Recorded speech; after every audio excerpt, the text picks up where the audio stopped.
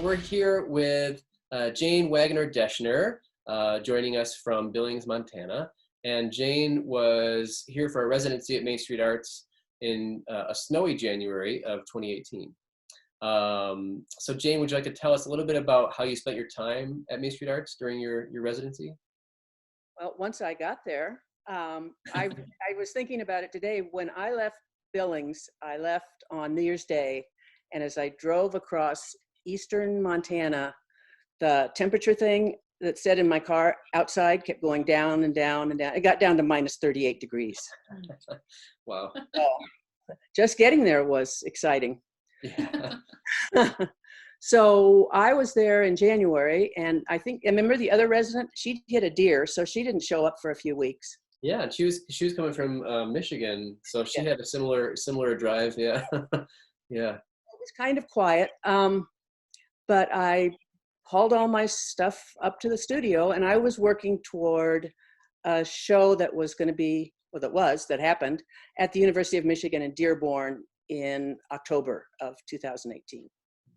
So that was pretty much what I was working on. You were kind of punching holes the whole time and stitching photographs, right? Yeah, yes, I was. Yeah. So this was my studio. Remember, we took those two tables that you had in the next room and stacked them up, and I made this little installation that I ended up doing. I'll show you a picture at the University of Michigan. Then the pictures on the side walls were some of I've been working on a project called Remember Me, a collective narrative in found words and photographs, I think, something like that. And those are different people's mottos, and I'm still working on that project. But so I can show you, let's see here, what that looked like when it was in Michigan. It's now been moved downstairs, but it was, they have a big glass collection. So this was this giant display case that when you walked in the front door, it was right across the room. So I wanted to put something in there. And that's what I practiced. What I practiced on your tables ended up looking like this there.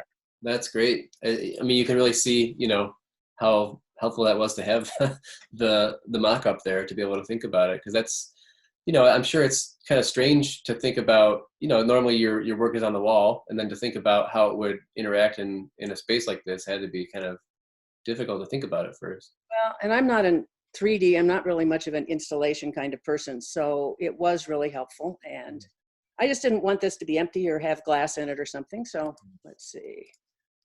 This is from that series, the Remember Me. Remember all those little people? Yep. So then that ended up being, so this is what it ended up looking like in the gallery. Oh, wow. Wow. They apparently made the gallery back in the 80s, and the school, the Dearborn, Michigan, University of Michigan is kind of a lot of engineering and science. And so whatever man designed these walls, but it worked really well for my stuff. Yeah. So, and another show that you had recently, maybe more recently, had some kind of different walls, or I'm trying to think what I'm thinking of now. It was set up like an interior. Yeah. Your work lends itself well to a strange installation, I think. So this was a show from last summer, right? That it was in a gallery here. And so when this happened, the curator and the director from the art museum that's like 2 blocks away came over. And so that's when I got signed up for a show that was supposed to be this summer. Now isn't. But it's been moved, which is better anyway. Yeah. So. Well, I loved seeing those images, I think, either on Instagram or Facebook, because there's something about the way that was installed, and I'm sure this is the whole idea, but that it just, thinking about like the vernacular photography, it's like, images you would see on someone's wall in someone's home, and like it really felt like, it felt like the right kind of setting for your work. It felt. And that's what it's supposed to feel like. Yeah, well, that's good. Accomplished. Yeah. Well, we're kind of skipping ahead, but so the plan for the show at the museum will include it'll be more of more of an installation. So I've been collecting like pairs of different kinds of chairs and coffee tables and stuff, and making doilies, and I can show you those too if you want. Sure. Oh wow. Oh wow. So I got kind of obsessed with collecting. First I got obsessed with collecting frames to put all this stuff in, and then when I go to the thrift store frames, I go to the thrift store, and then I was looking for these kind of placemats we like. Anyway, so I'd see all these doilies just for sale for 50 cents and 75 cents and all that. So I started buying them because I got to thinking about all the time that, women spent making them, and then I didn't know what to do with them. So then I piled them up, and then I've been buying plant stands to put them on, and then I paint them with black gesso. And anyway, so that'll be more of a installation kind of thing. And it seems like a departure based on what we've, know of your work, but I mean, have you done installations like that with kind of more three-dimensional? Well, no, not really. The gallery that I showed you just a little while ago is in where we live. Mm-hmm. So we live in it used to be a sheet metal warehouse. And when our house got smashed in 2010, we had to find some place to live. So we bought this and refurbished it. Well, this was the front part, and it's big. So the front part of it was the office, and we didn't need to live there. So we turned it into a little gallery space. So when I was putting up that show last summer, I had like a month to fiddle around and hang things and play with things and all that. So that's why it ended up becoming more of an installation, I guess, than just the regular old art on the walls, which I'd always done. Okay, got it. Yeah, it was really nice to have that time to think and play with it. I had a lot of holes to fill in the wall when it was over. Yeah. That's always the best part. Yeah. Yeah, well, I mean, that's you've kind of talked about a variety of things that have happened since the residency. Any other interesting developments in your work, like what you were doing at the time you were here? Sure. So I actually have been to three or four other residencies, because I get a lot of work done there. Sure. Work all the time. I've been to Atlantic Center for the Arts in Florida, which is, I don't know if the heat or the cold is worse, but I think maybe. Yeah. Yeah. VCCA in Virginia, and I just got back from a month in New York Mills, Minnesota, which was kind of interesting. It was February, and it's just one house. You're by yourself. It's a town that doesn't even have a street light. It has like a blinking light over the stop sign. So when I got back, and then we got onto the quarantine and all that, I felt like I'd already been there. Oh yeah. Second month that whole month I never ate a meal with another person, never had a cup of coffee with anybody. So, but I got a lot done. Yeah. Yeah. Rural Minnesota. What else? Oh, so between you and between going to Florida, I got asked to be in this show in New York City, where it was invited women artists to make a piece of art about a progressive woman politician. And I was assigned a woman named Stephanie Murphy, I had no idea who she was. She's a congresswoman. She was a first-term congresswoman then from the 7th district in Florida.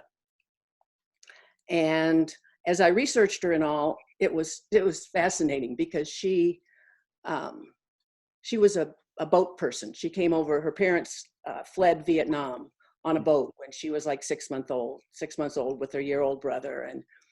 And then they spent time in Malaysia. They got to Malaysia, then got to Virginia. And So she had a whole, so this is her story on this piece that I made. The shape of the garment is, it's called an ao dai, which is men and women wear in Vietnam. And then I kind of put her history in there. I didn't have very many pictures of her except what I could find on Instagram. Mm-hmm.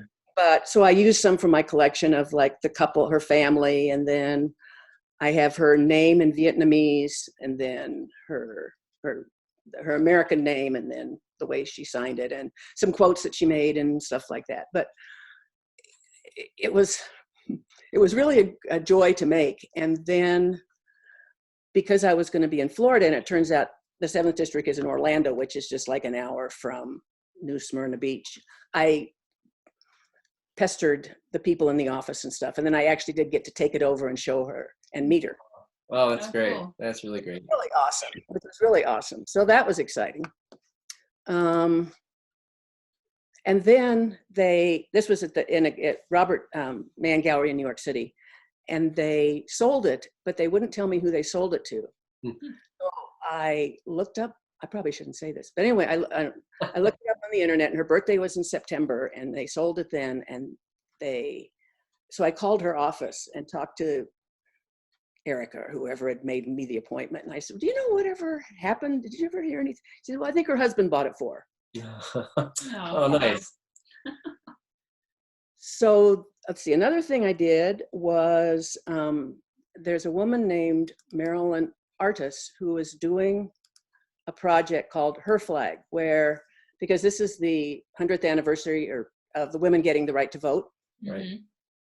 So she happened to be in the show in New York City, but I don't think that made any difference. But so she went around the 36 states that ratified the amendment, and picked a female artist out of each state to make a stripe. And then she's been going state to state to state in the order that they were, that they signed the whatever amendment, and sewing on the stripe and in the state capitol. So I got to go up there and see her, and the Montana stripes at the bottom in that picture.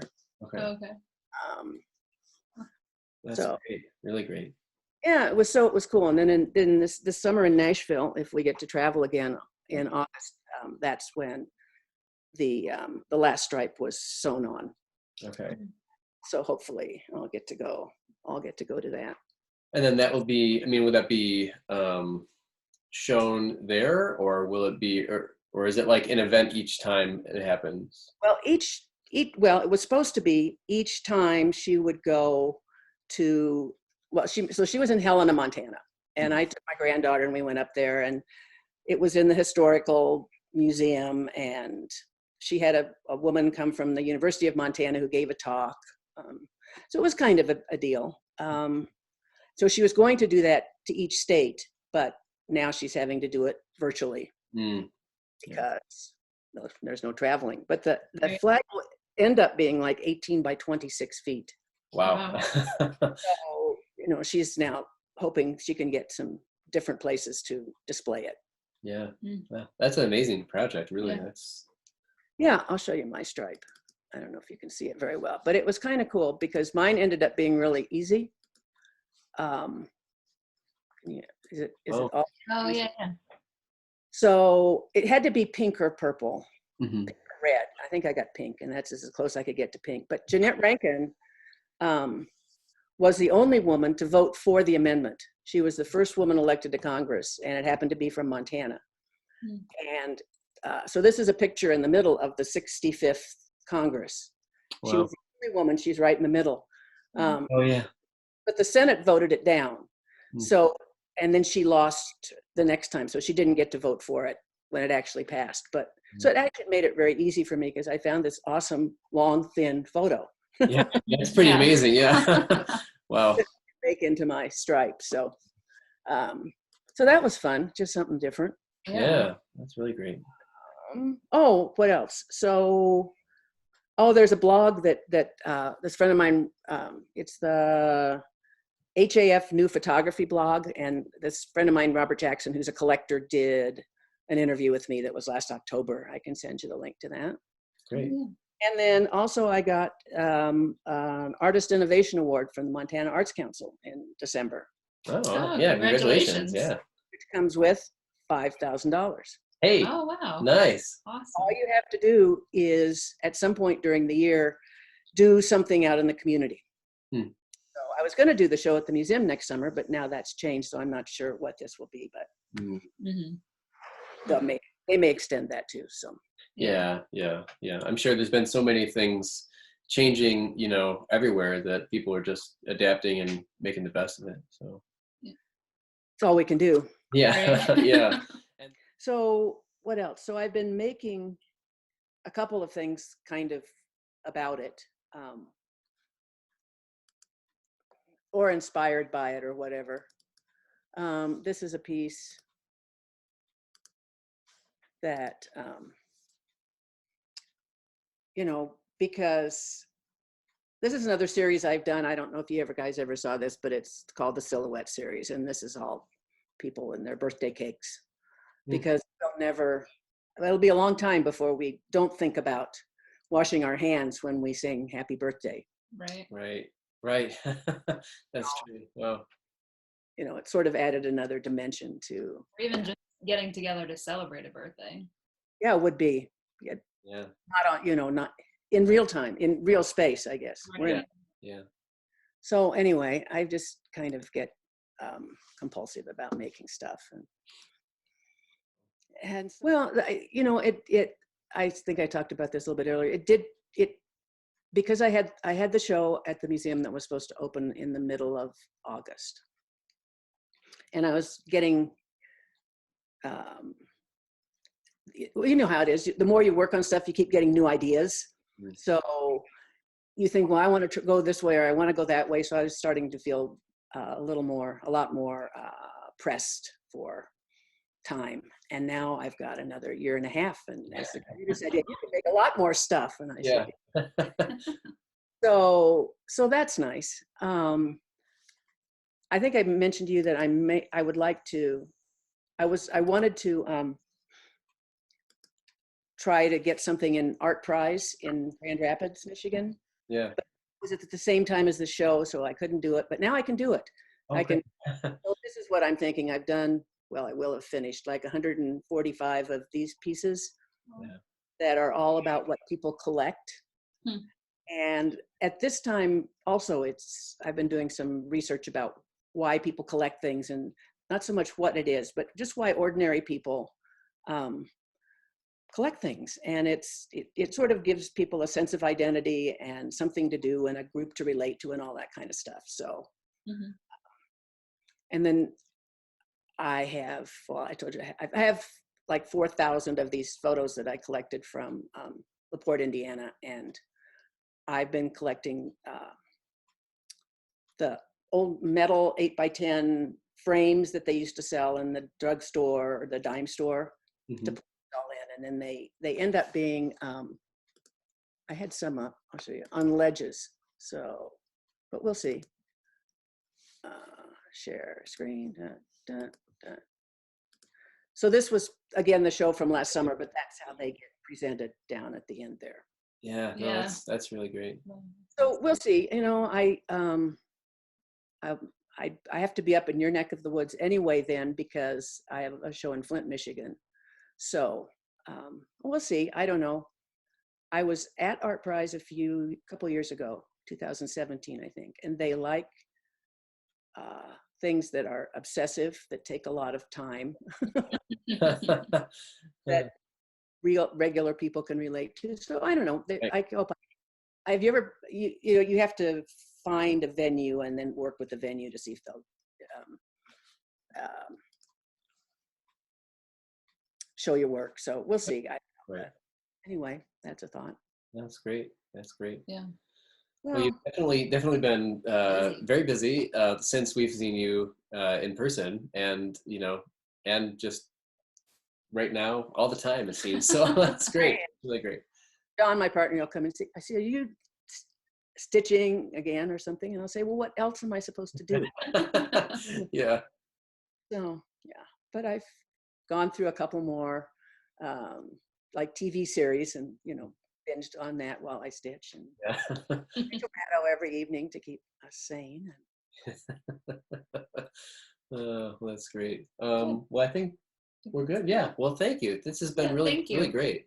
Well, it's been fun. It's nice to see your faces again. Yeah, nice to see you. Thank you guys so much. So All Yeah, right, thank you. in there. Okay. Bye-bye. Bye. Bye.